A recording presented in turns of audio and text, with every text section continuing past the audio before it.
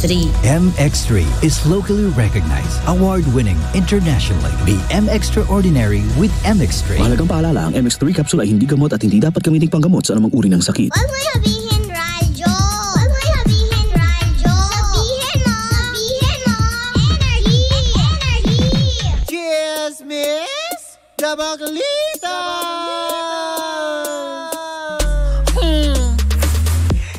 Same, pero iba. Kayo patuloy pa rin pong nakatutok at nakikinig sa number 106.7 Energy FM. Panggawag mong sabihin na radyo, sabihin mo. Yon! Oy, 7 days to go before Christmas. Advance Merry Christmas po sa inyong lahat. At syempre gusto ko rin batiin si Nino Padilla na nakikinig. Merry Christmas daw. Nino, baka naman. Syempre sa mga nanonood sa atin via Facebook Live through Energy FM. Ayan, isang magandang araw po sa inyong lahat. At syempre ang aking amiga na si Cathy Amos, diba? Amiga, kamusta na ang iyong high blood? Sana okay ka lang. Ayan, pagdadasal ko lagi na lalo mo yun, na maging healthy ka dahil isa kang blessing sa maraming tao, diba? Uy, ba't ka nagtatatawa dyan na nakakaloka? Oo nga talaga, nakikinig nga si Nino. Chismoso ka din. Nakakaloka. Pero eto na. Syempre sa lahat pa din ng mga nanonood sa atin araw-araw, ayan, sa ating mga replays on YouTube channel ng Energy FM. Maraming salamat po sa mga natutuwa sa amin. At syempre sa mga hindi naman po natutuwa sa Baklitas, Merry Christmas. Nakakaloka. Pero eto na ang chika. Nako, hindi nakalagpas ito sa mga mata ng mga marites. Dahil diba nung Sabado, kung matatandaan ninyo, naganap ang Metro Manila Film Fest Parade. Diba? Diyan sa may Navotas ang starting point hanggang umabot na kami ng Valenzuela. Ang hindi nakaligtas sa mga mata ng mga netizen, alam nyo kung ano? Kasi prior pala na pumunta sa parade si Ding Dong Dantes at Marian Rivera ay nanggaling sila sa Showtime para mag-promote ng Rewind.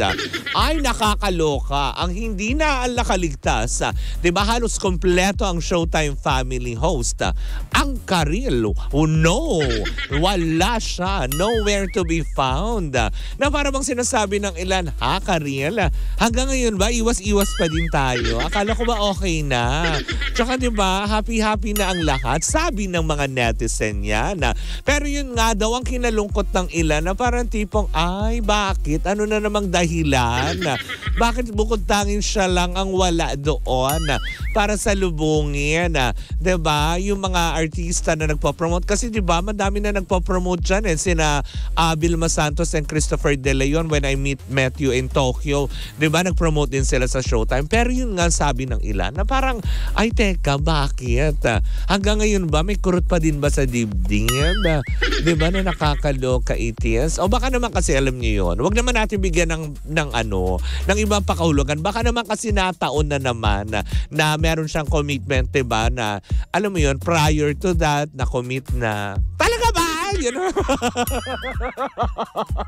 Yun ang sagot ng mga tao. Talaga ba? Ganon. Diba na nakakaloka? Kaya parang tipong medyo nahihiwagaan na naman ng mga tao na parang tipong, bakit? Ba't kailangan mag-iwasan na? Tutal sa kanya, sa bibig na rin daw minsang sinabi ni Karil na okay naman na sila. Diba? So parang eto ngayon, medyo questionable lang na nowhere to be found ka, girl. Diba? Kasi nga, diba, kung parang kung totally wala na, pwede naman magpaka-professional na lang tayo pare-parehas. Pero siguro, dahil nga siguro sa nananalaytay, nasugat. Ay, may sugat! O, diba? Ang kanyang puso, o, diba? Pero na naghilom na, nandun pa din ang scar. May scar! O, diba? Na nakakaloka yun. Pero hindi, yun lang naman. Medyo nahiwagaan nga lang daw yung mga tao na parang tipong, sinalubong mainit ang pagtanggap, diba? Ng Showtime family. Ang Dongya na matagal na rin nilang pinapangarap na, diba? Like si Marian Rivera, ilang beses yan inimbitahan ni Meme Vice. Kung nasa yung, may solido pang channel ang kapamilya, ang ABS-CBN, diba?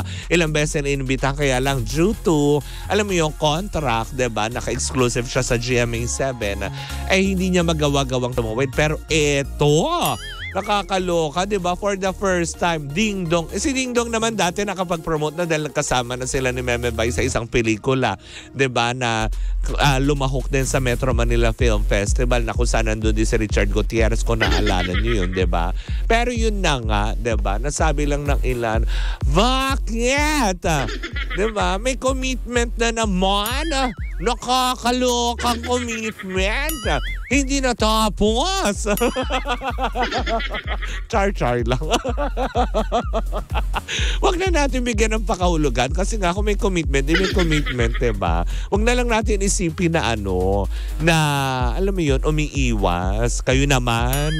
Paano ba naman yun? Hindi talaga nakaligtas sa inyo, diba? Na nakakaloka. Kaya naging palaisipan sa lahat na tipong, ano ba talaga si Karil? Naka-move on na ba o hindi? Diba? Yun lang naman ang mga katanungan ng mga netizens, diba? Pero for sure naman din, ano naman na yan? Wala naman.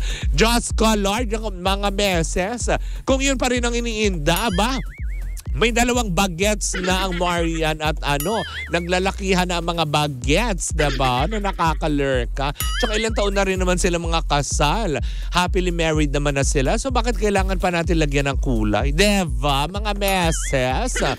Anyways, ayan. Nandiyan po muna natatapos ang ating unang chika. Anong unang chikahan? Ano meron na pangatlo? Pang-apat? Diba? Diyan natatapos muna ang ating chikahan for today's video. Sana bukas makabalik na si Tita Cora at ako yung makapagpatuloy ng aking pagbabakasyon. Nakakaloka yun. Well, in the meantime, ako po si Kapitana Sisa sa ngalan ng aking partner na si Tita Cora. Eto pa rin ang Baklidas. Woo! Woo! At tuloy-tuloy pa rin po ang ating tugtugan. Siyempre, dito po lamang yan sa number 106.7 Energy FM. Panggawag mong sabihin na radyo, sabihin mo...